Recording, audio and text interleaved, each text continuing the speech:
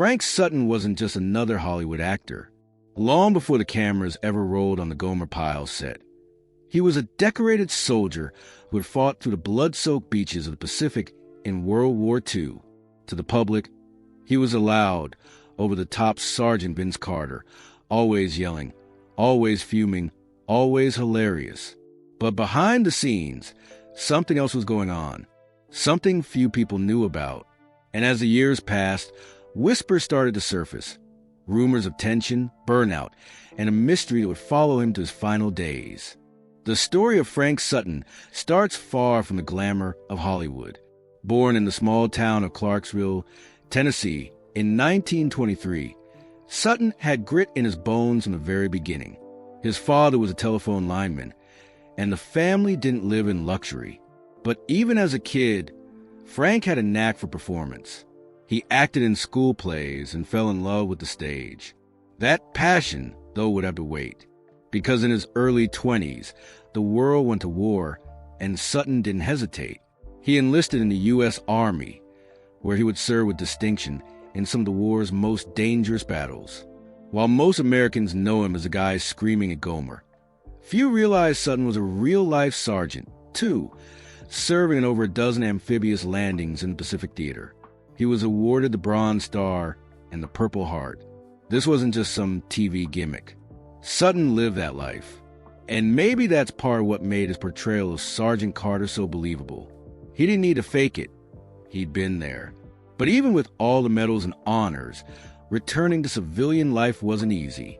Hollywood didn't exactly roll out the red carpet for war vets, especially not for someone with a rough edge and a booming voice like Sutton's. He didn't look like a leading man, and casting directors noticed. Instead, he found himself stuck playing tough guys, criminals, and angry men, the kind of characters people booted on screen and hissed at in real life. It wore on him. Sutton once said people treated him like a villain off camera. 2. He couldn't catch a break until something completely unexpected happened. That's when television came knocking, with a role that would flip his entire image upside down. But that wasn't the whole story. Because even as the world fell in love with his new on-screen persona, Frank Sutton was wrestling with challenges behind the scenes that no one saw coming. Before Frank Sutton ever stepped onto a soundstage or delivered one of his famous on-screen rants, he was standing ankle-deep in blood and seawater, ducking bullets in the Pacific. He wasn't just acting like a tough guy, he was one, and his time as a soldier wasn't just a footnote in his biography. It defined him, it hardened him, and it created a strange kind of wall between him and the world he would later try to entertain. After enlisting during World War II, Sutton was assigned to the U.S. Army and deployed to some of the most dangerous fronts in the Pacific Theater. Over the course of the war, he took part in 14 separate amphibious landings, some of the most brutal and chaotic operations in military history. He was an officer, not some desk soldier. He was in the mud, on the front lines. When the shooting started, Sutton was there. And when it was over, he came home with both a Bronze Star for bravery and a Purple Heart for the injuries he sustained. But when he got back to the States, he found out the hard way that heroism didn't pay in Hollywood. Casting agents weren't looking for soldiers. They were looking for heartthrobs. Sutton's thick neck, booming voice, and intense stare didn't exactly scream leading man. Instead, he was constantly shoved into roles that mirrored what he'd just escaped from. Violent thugs, crooks, enforcers, the guy you didn't want to meet in a dark alley. And he played them well, almost too well. Audiences started to associate him with those roles so deeply that Sutton once admitted people would literally hiss at him on the street. Imagine that, fighting for your country, earning medals for risking your life, and coming home only to be seen as a villain because you played one on TV. It ate at him, but he never let it show. He kept grinding, kept auditioning, and kept taking whatever roles he could land. Until, finally, a strange opportunity came up, one that didn't make much sense at first. A comedy, a sitcom, a goofy, lighthearted show built around a slow-talking country boy named Gomer Pyle. The idea sounded ridiculous on paper. Sutton didn't see himself as a funny guy. and the idea of turning his loud, commanding presence into a source of laughs felt like a stretch. But maybe that's why it worked. Maybe it was because it did make sense that it became such a perfect match. He went in, gave the audition everything he had, and walked away with a role that would define him forever, not as a killer or a villain or a soldier, but as Sergeant Vince Carter, the high-strung Marine drill instructor that America would come to love. And with that, Frank Sutton was finally a star. But success in Hollywood isn't always what it seems. And for Sutton, it came with a price. Frank Sutton had spent years playing the heavy, the thug, the brute, the guy who walked into a scene and made everyone nervous. Casting agents didn't even ask if he could be funny. They just assumed he couldn't. But that's the thing about assumptions. They can be dead wrong. And in Sutton's case, what came next was one of the most surprising reinventions in Hollywood history. The role was Sergeant Vince Carter, a red-faced, easily irritated Marine drill instructor who was supposed to be the perfect contrast to the wide-eyed innocence of Gomer Pyle, played by Jim Nabors. The premise? Simple. Gomer, a naive country boy, joins the U.S. Marines, and Sergeant Carter loses his mind trying to whip him into shape. Nobody expected this to be a long-term hit. In fact, it sounded more like a gimmick than a show with legs. But Sutton saw something in it. Or maybe, more accurately, became something in it. Because from the very first episode, it was obvious. Frank Sutton wasn't just yelling. He wasn't just angry. He was funny, really funny. His voice, once used to terrify, now made people laugh. His exaggerated facial expressions, his rapid-fire outbursts, even the way he stomped around, all of it turned into comedy gold. Sutton brought a kind of intensity that gave the show its rhythm. Jim Nabors was the heart, but Sutton was the engine. He made the tension real, which made the laughs hit harder. Audiences loved it. Critics couldn't ignore it. And suddenly, the same guy who'd once been hissed at on the street for playing killers was now one of the most beloved comic actors on TV. It was a redemption arc that no screenwriter could have written better. And behind the scenes, Sutton embraced the role fully. He worked hard, knew his lines, and brought a professional edge to the set. He wasn't a typical comedic actor. He was a disciplined one, a soldier-turned-artist who knew how to hit his marks. But the real magic? It was in the chemistry between Sutton and Nabors. On screen, they clashed constantly. Off screen, they respected each other deeply. The contrast between their characters, one soft and sweet, the other sharp and aggressive, created the perfect comedic storm. And for 5 seasons, it kept Gomer Pyle, U.S.M.C. among the top-rated shows in the country. Still, as the laughter rolled in and Sutton finally got his recognition, a new kind of tension started to build, this time behind the scenes. Whispers of creative friction, rumors of dissatisfaction. People close to the show started to notice a shift in energy. Sutton, though professional to the core, wasn't always thrilled with the direction things were heading. And while his character was screaming at Gomer, something inside Sutton may have been quietly boiling over. He had pulled off the reinvention. He had found success. But Hollywood doesn't stop. It demands more. And Frank Sutton would soon learn that even beloved characters can become cages. By the time Gomer Pyle, U.S.M.C. hit its stride in the late 60s, Frank Sutton was at the top of his game. The show was a juggernaut.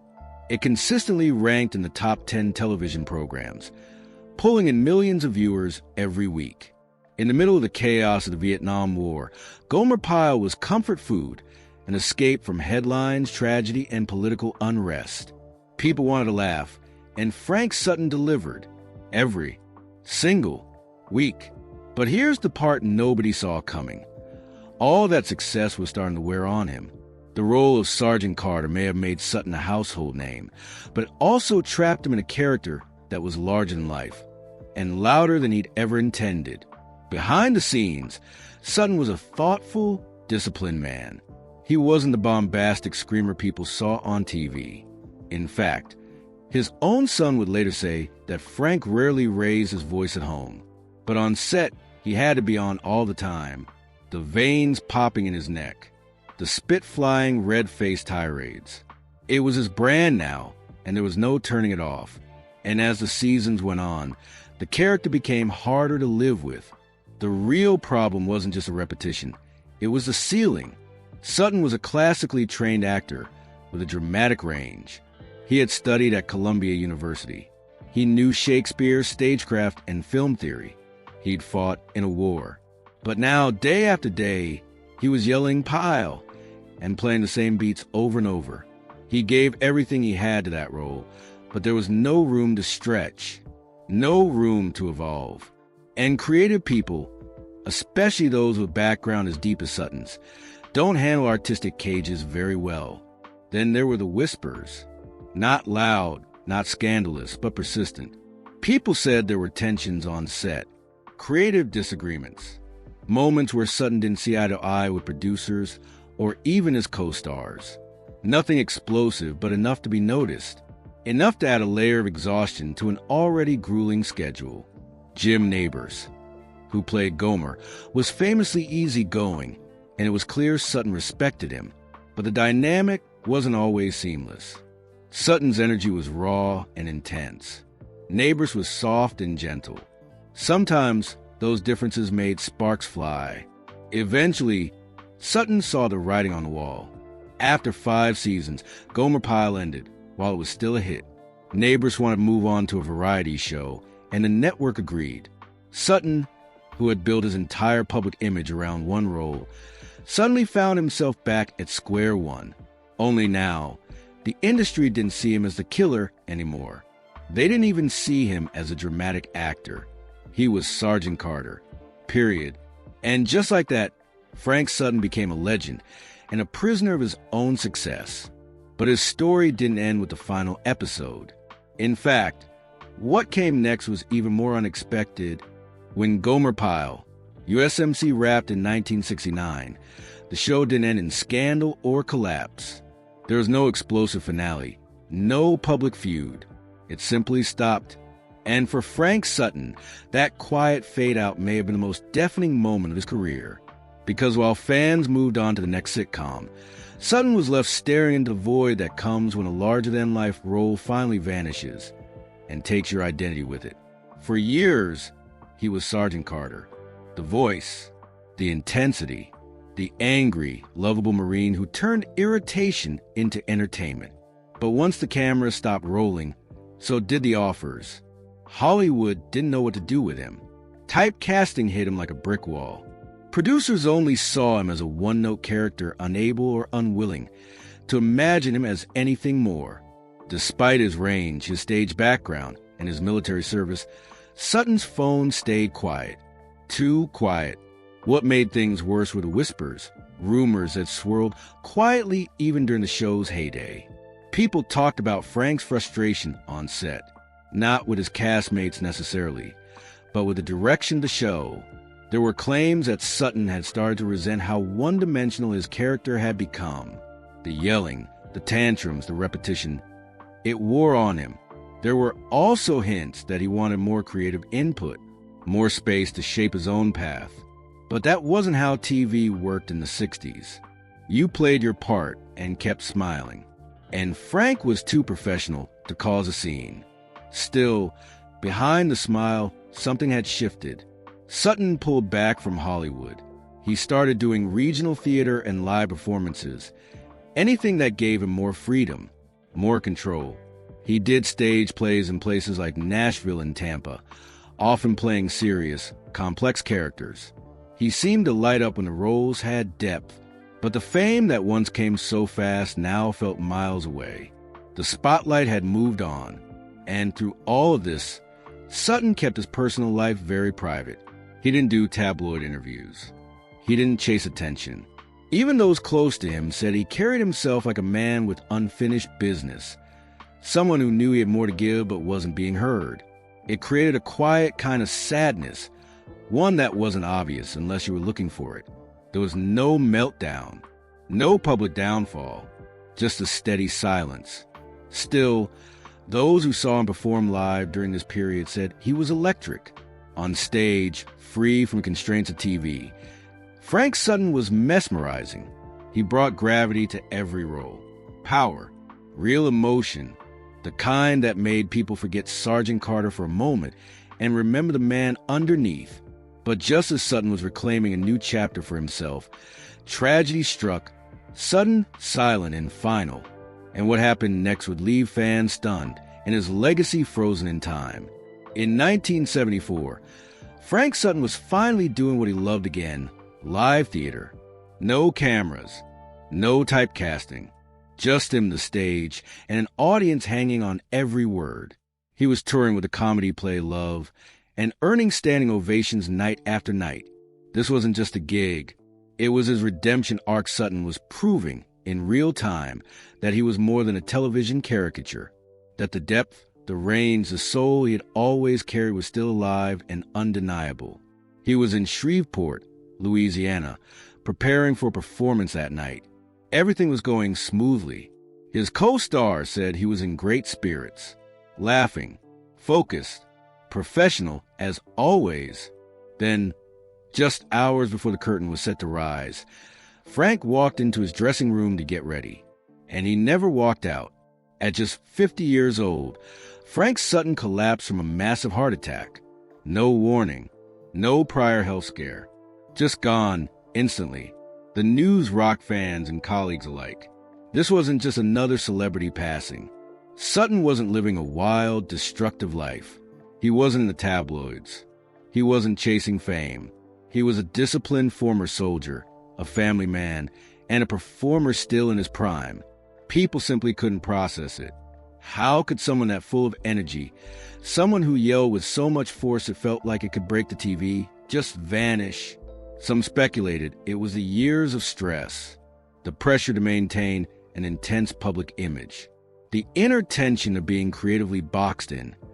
Even while trying to break out, others whispered about the irony, how a man who survived 14 Pacific landings in World War II would ultimately fall, not a gunfire or war, but in the quiet solitude of a dressing room. But Frank Sutton never got a chance to tell his side of the story.